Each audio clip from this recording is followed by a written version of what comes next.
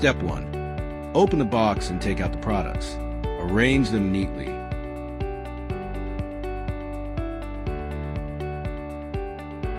Step 2. Open the front engine hood. Confirm the installation location based on the video.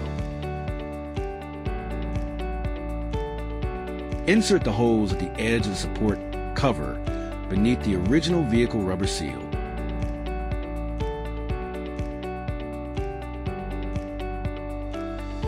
Step 3.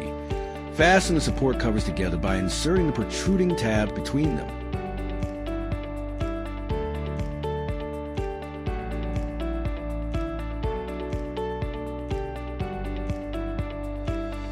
Step 4. Take out the retainer clips and washers. According to the video, fix the front upper radiator support cover by aligning it with the designated holes.